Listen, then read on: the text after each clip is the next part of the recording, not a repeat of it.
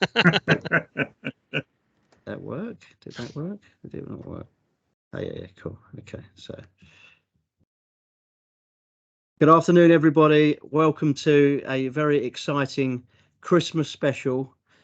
This is Deconversations versus Beyond Clean, and not just Beyond Clean US, also Beyond Clean UK now. So it's a privilege to have you guys on this afternoon with us.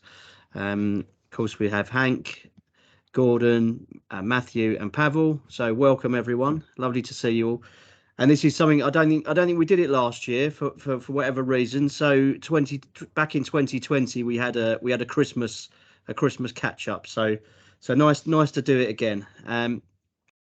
I'd just like to kick us off really. Just we're going to have a look back on I suppose the year and what's been coming through. Lots of different themes from training, sustainability, new technologies.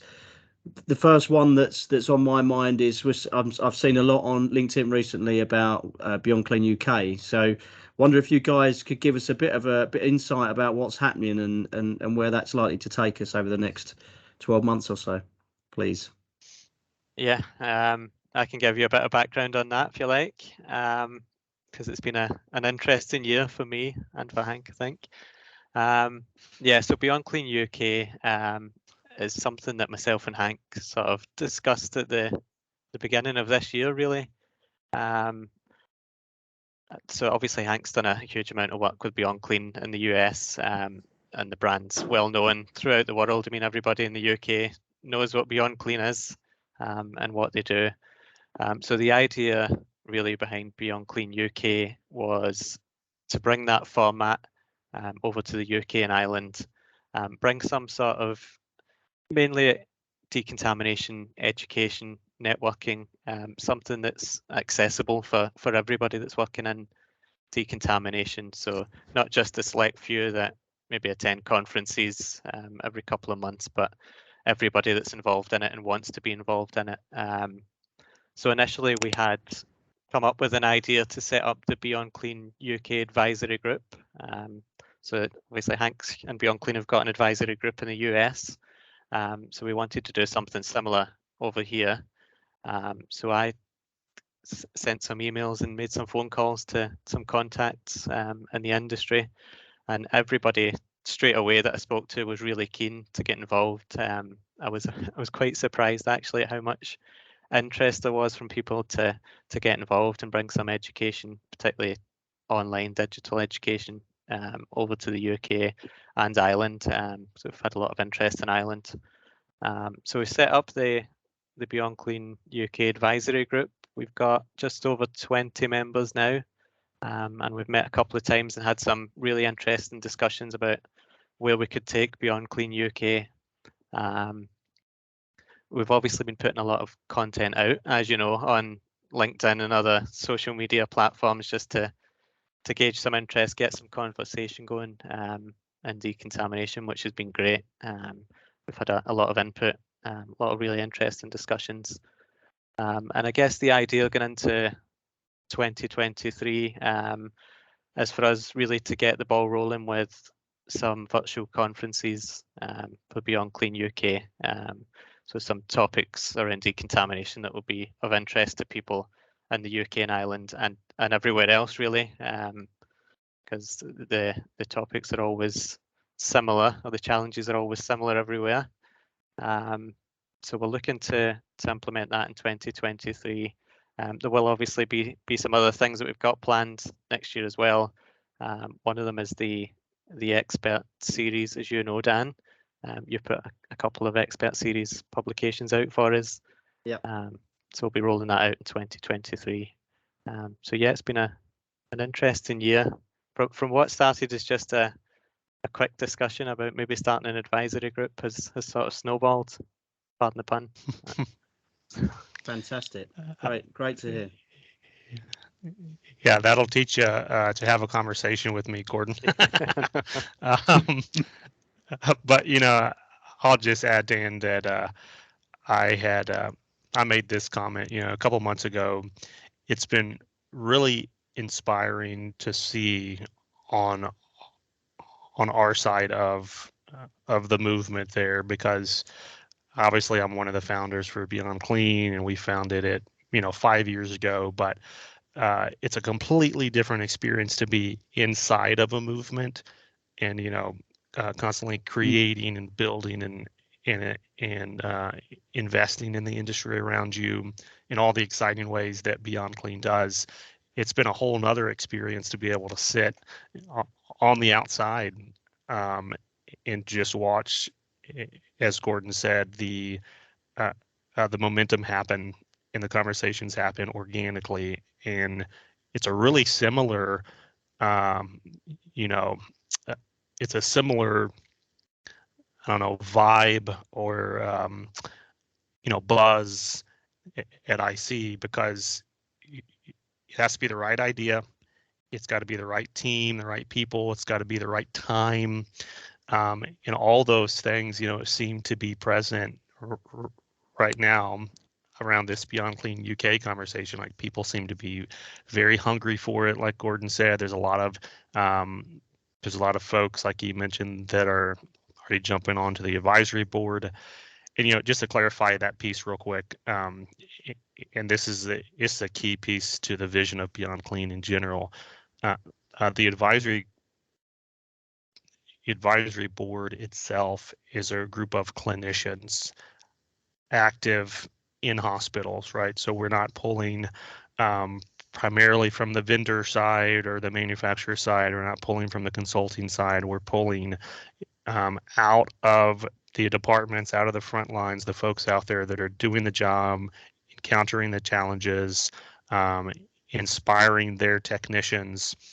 And that's very important, for the success of like what the movement is about, because the movement is for technicians by technicians. And I've just been blown away of the great feedback, the great work. And I don't think a lot of people know this, but I'm not doing a lot besides sitting over here, cheerleading. Like, that team and Gordon is doing it all, and that's also very important for us, because this is not our project or our idea that we're dropping, somewhere else. It really was born out of a local need and local opportunity, and it's been a pleasure to be a very small part of. No, it's fascinating to hear the background and how it's moving along so quick. And a couple of points I picked up there was just, obviously you emphasize that it's to touch the people who are not necessarily those who are privileged enough to go to the conferences, and actually engage them, which I think is massively important. And the other factor I found interesting is, you look on things like LinkedIn, and obviously people are obviously engaging and commenting stuff on that and getting involved, but there are obviously also a sort of band of people who are on LinkedIn who sit in the background and absorb and watch what's going on. So it sounds like it's great, because it's sort of getting in touch with those people and drawing out their expertise. Are you finding that, Gordon, that's the case? Yeah, absolutely. I mean, you've hit the nail on the head there. It is about reaching the people that can't always attend the conferences and things, and particularly that we want to make this free for people to access, which I think is the main pull for people. People want education, they want to learn, but it's difficult to find the funding to get that education. So that's sort of one of the ideas behind it. But yeah, absolutely. I mean, I've been surprised when I've spoken to different people around the industry who haven't engaged on LinkedIn or other places, but have asked, when I've spoken to them face to face or on the phone, they've asked about Beyond Clean UK and said that they've seen the posts and other things, and it looks great. So yeah, you're absolutely right. There are people there who are interested, who are really keen to learn. Maybe some of them don't have the confidence yet just to get involved in the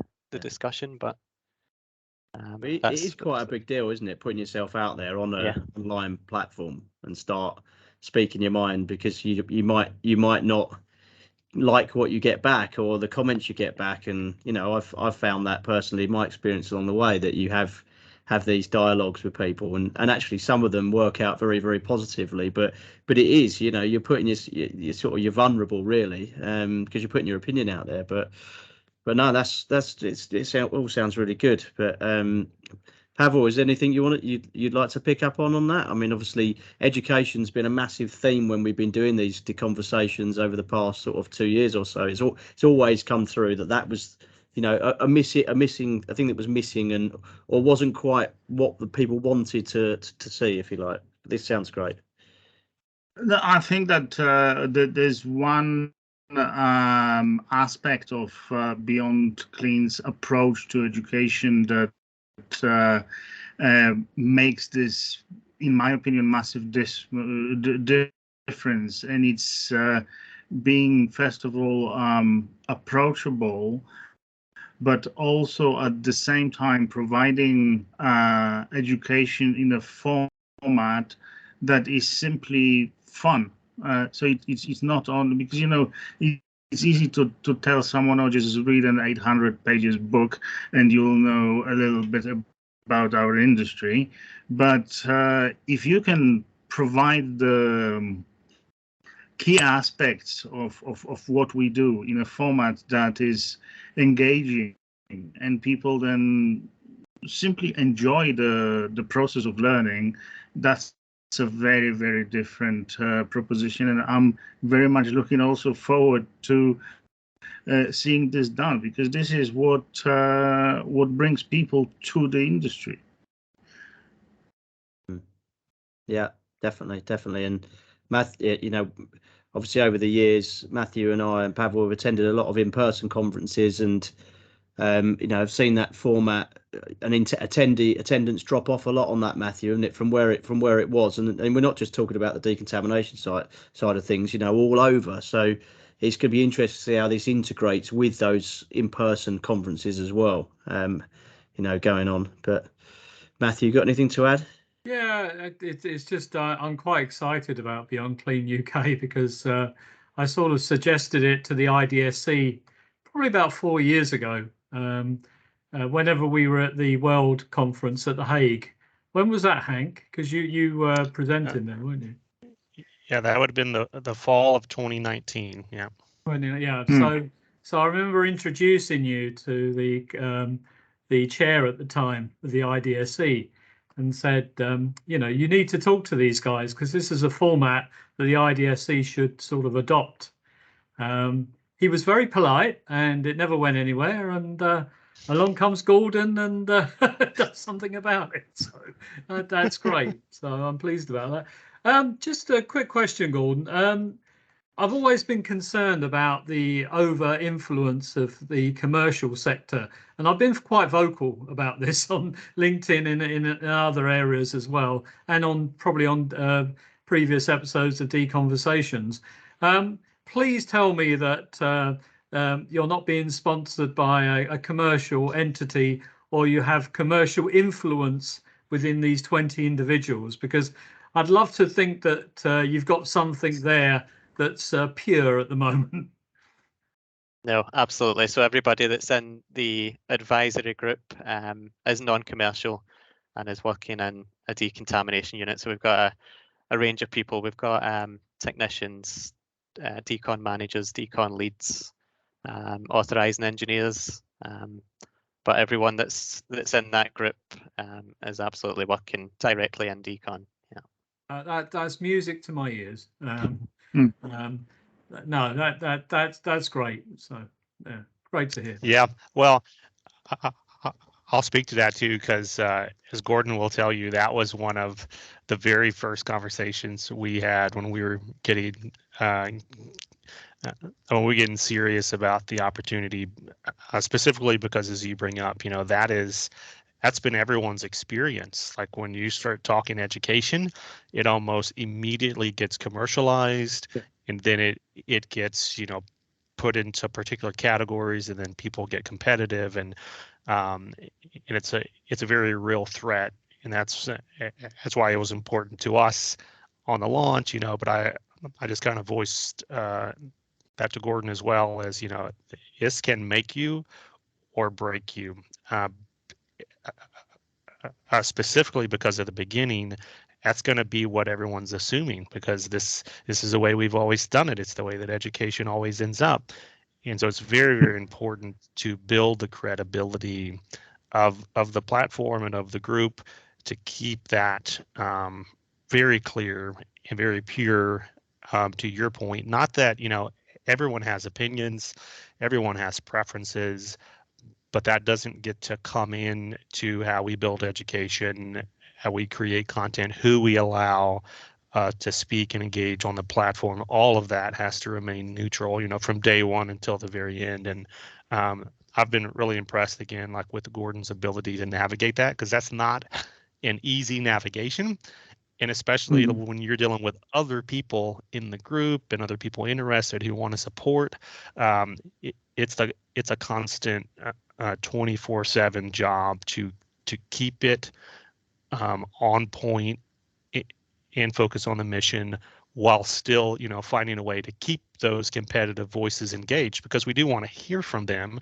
Yes. We just can't have them control the conversation.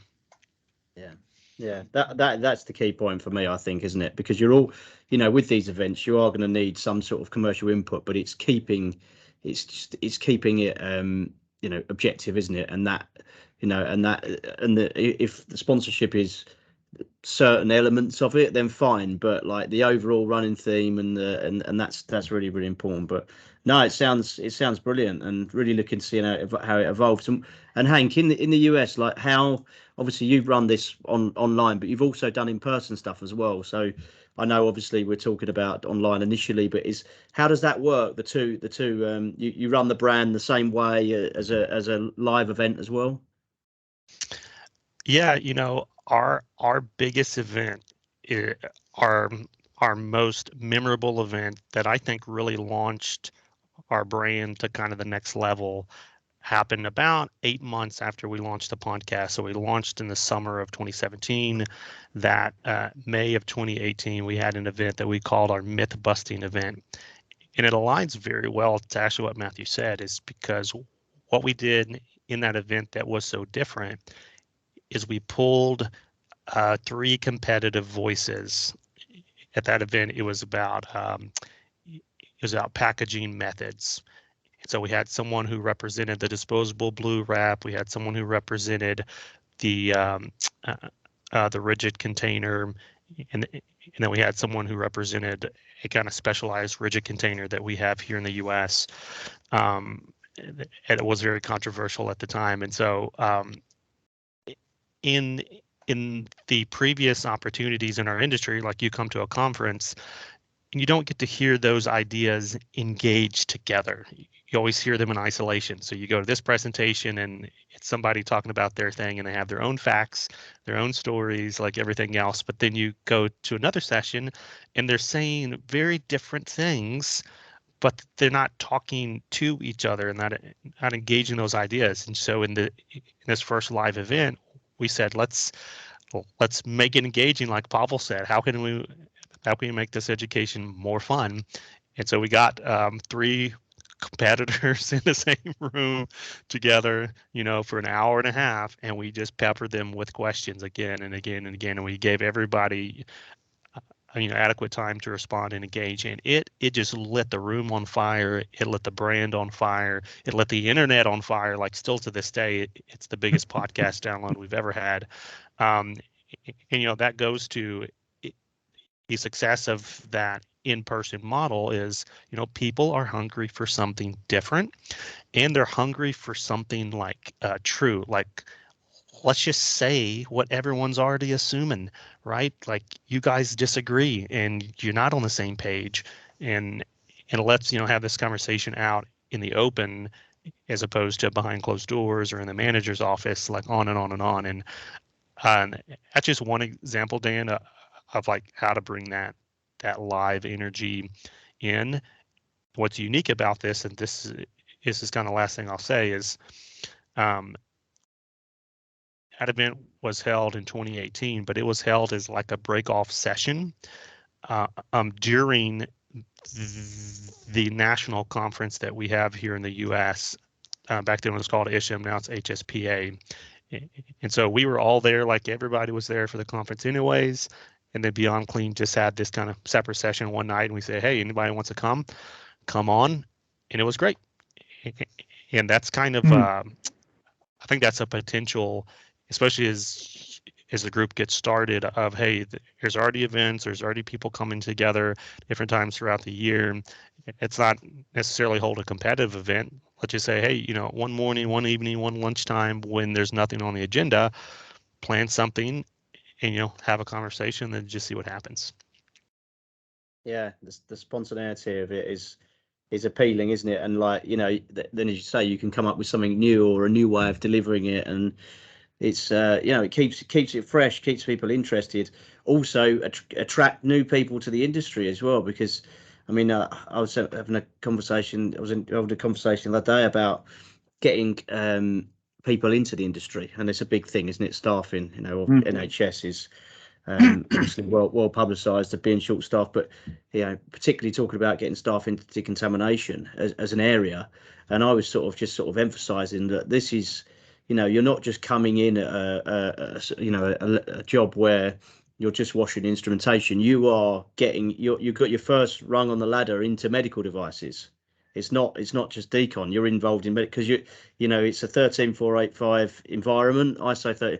Generally, all the departments are accredited. You're in a medical device company. So sort of it's trying to change the way to sort of pitch it. And once you're on that ladder, you can go different, all manner of different ways. But no, it's that wasn't actually something. I mean, I've got sustainability as a topic for discussion, but sustainability around staffing. I mean, how's that looking at from the state's perspective? Like, how's the labour market over there? Is it tough? Oh yeah, it's tough for all the same reasons, and some different reasons, as I'm sure it's tough there. Pay is hard, competitive wages out there. Even though there is a ladder, the ladder is not that clear for people, and it's very easy for them, to feel like I have no growth. There's one manager and I'm not the manager, and there's like 20 of us. I'm probably not going to be the manager. So do I really want to stay and invest my time and effort in this career? It's changing. That part is changing now more in the last 5 years than it has in the last probably 20 years. But it's a real threat, and that kind of goes into staffing is very troubled. And then you got guys like Pawel out there that are constantly trying to innovate that impacts efficiencies, that impacts and supplements the short staffing. Like before, people would use the word automation and we're like scared. Well, now when you've been short staffed for 2 years and like you literally cannot get caught up, you hear the word automation, you're like, okay, I'm ready to talk about that now. Yeah, it's something funny. This is actually a really interesting sort of angle to look at it, because I've been talking to a lot of nurses from different specialties here at Regmore Hospital in Inverness recently, and basically the shortages of staff everywhere.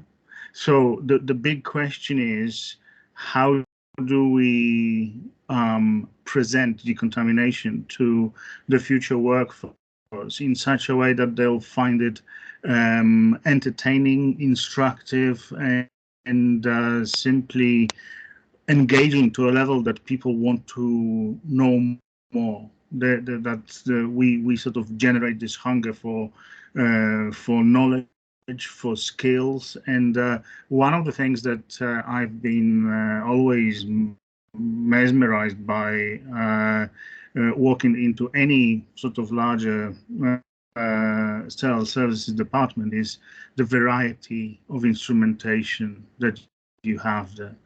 And this is, I think that for me, one of the ways of actually attracting new talents is showing them that they will be the first ones to encounter any new type of instruments, because before they are used, they will have to be prepared. And this is one thing that fascinates me. And if we can sort of spread that to others. Maybe this is a way of engaging at a level where we actually use technology as a magnet for future workforce. What do you think?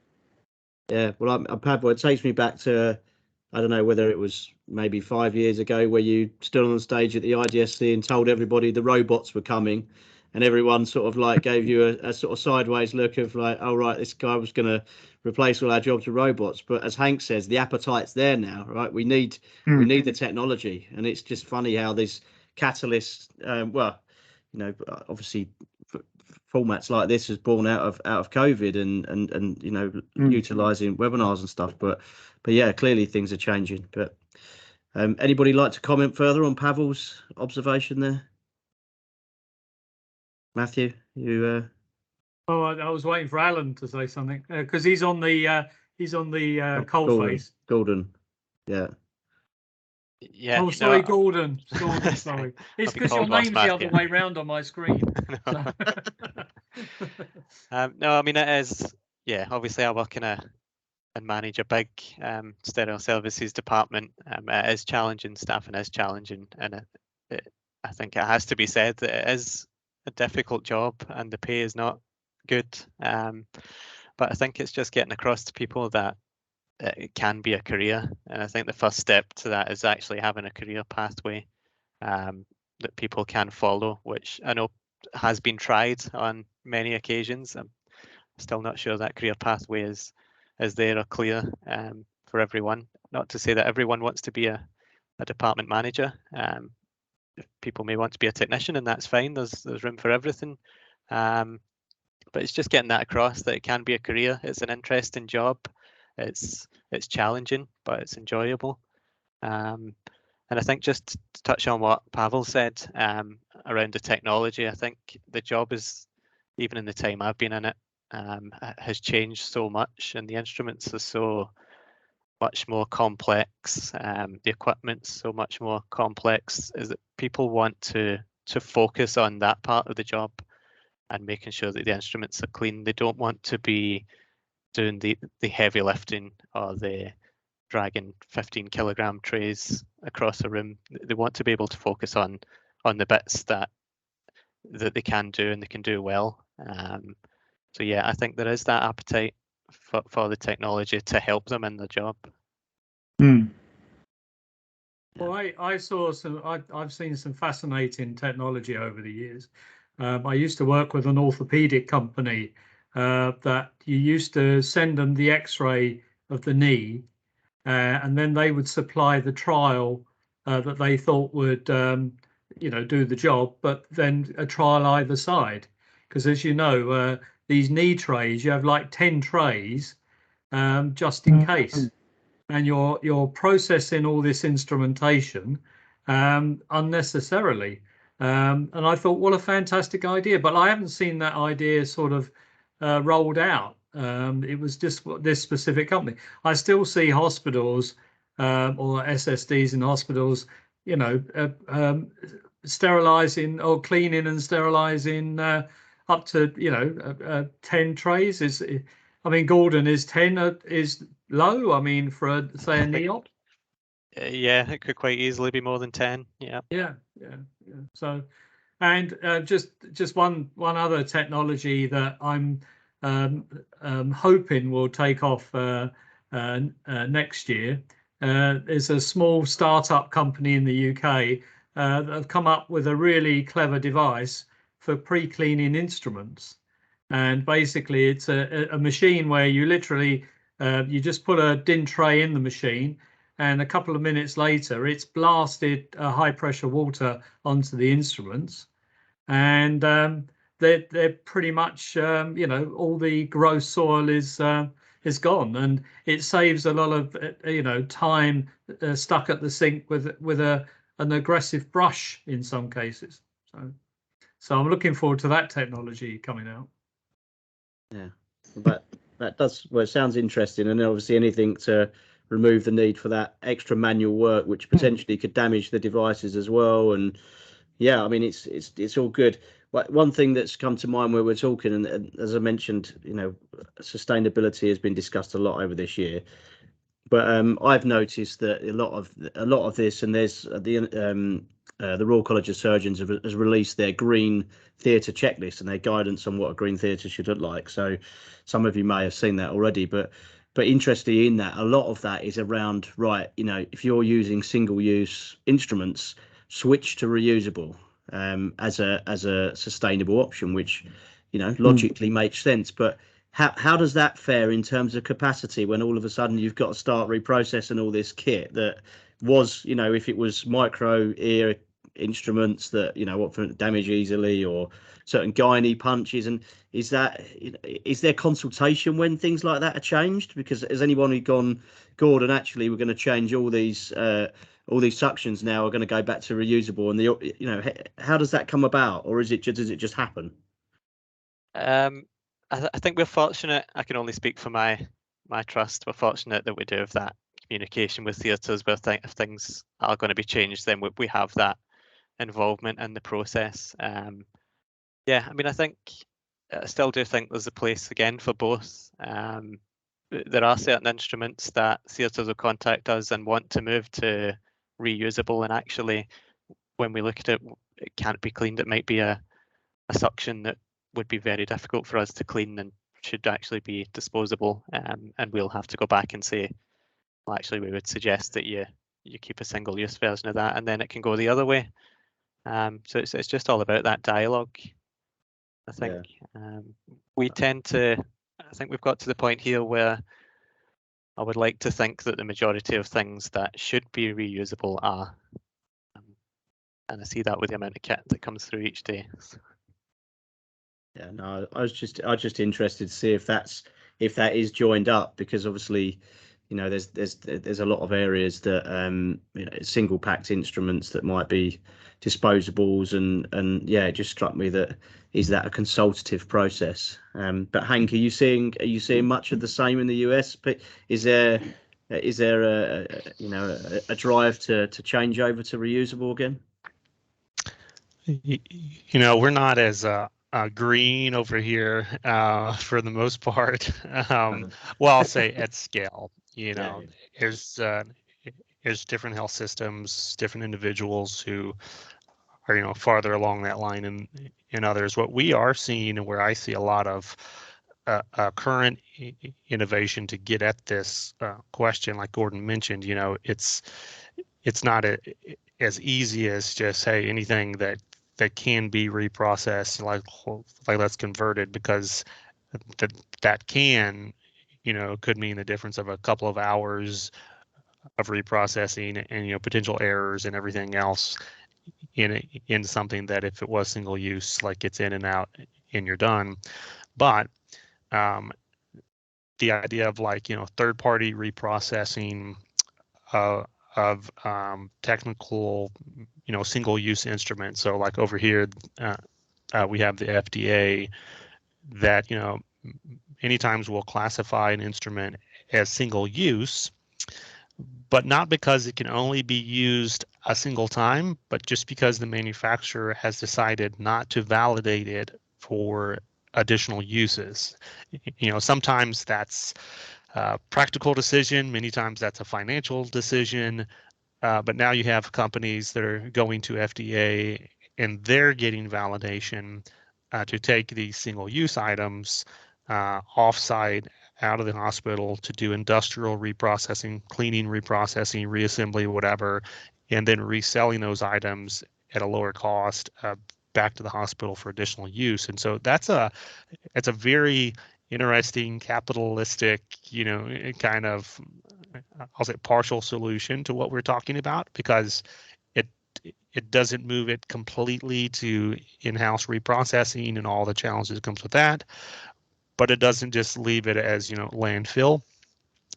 And I'm really curious to see what, even over the next year or two. I know there's a big push right now on even the robotic instrumentation, the robotic arms. There's a new company that launched a couple of months ago here in the US that says, hey, we're going to take those arms and now we got validation and we're going to put them back together and you're going to have 10 more uses, and so that's really that's a big push, I would say, right now over here. Yeah, well, I guess with things like that where there is such expense, then of course that makes sense. But I think in the UK, the MHRA have been sort of always fairly firm around reusing what is deemed single-use equipment, and you've got quite clear guidance on that, Gordon, haven't you? I believe that. But of course, a lot of this stuff, if it is made as a single-use product, that might be because the steel is only suitable for that process, and you've got to acknowledge that. And if you want to buy something that you use multiple times, then buy a reusable or buy something that's validated at a higher level. I just had in my head, I saw was it Jesse Lopez, one of his videos of the suction that was like he looked inside with a boroscope, and I mean that's a perfect example of things that should be really moving forward single use, and unless there is a proper validated process that's behind how they're to be cleaned. But no, it's certainly an interesting point. The other point we were just gonna, and I'm conscious of time, regulation, and just what the impact of that is you guys are seeing. How does that affect technology, Pawel? So this is a really interesting sort of time to talk about regulations. Funnily enough, we just had an audit literally 2 weeks ago and extended our ISO 13485 certification over here. And on one hand, I looked retrospectively back at how we approach the process, and also realized that a lot of what the regulation is asking us to do is very much a common sense and a needed thing. So provided that we have regulation that is user-friendly to the level that it actually helps and not stifles progress, innovation, and so on, then it's great. It's simply great. And if you can then demonstrate to your prospective customers, for example, your quality management system or the process that you employ to ensure the quality of the end product, that show and tell story is super powerful, because people simply see that you care. And Dan, I've been at your factory and I've seen how much care goes into every single piece of equipment you guys do. And again, it's having the regulation that allows you to still produce in the manner that you do, and then show that quality. So that's my sort of take on that. That regulation may be a good thing, provided it is properly presented. I think we're just in a bit of a with the MDR and the UK, like starting up our own regulatory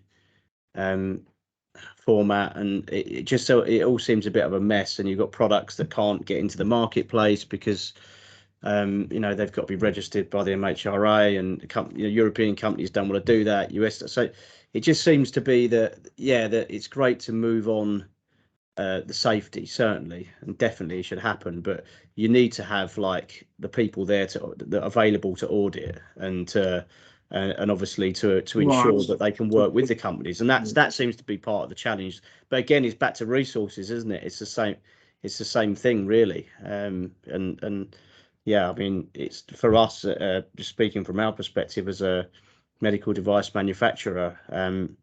Yeah, I mean, we've got so many different projects with this, and trying to work with the UK for the UK, and then trying to get your also mindset into MDR and where that might take you, and then actually thinking, well, are we better to look at the FDA? And is that an easier option? Which is bonkers, that you're in Europe and you're Hank's shaking his head, which is a bit disconcerting, but yeah. But yeah, I mean, who'd have thought that you'd be thinking that way, that actually the US market might be a better option being based in Europe? But presumably, Gordon, you're audited to MDD still, or you will be moving forward because it's UK CA for you guys. Yeah, so we're UK CA, a bit easier for us, I would like to think, because obviously we only supply into the UK stereo services. So yeah, we're audited against UK CA.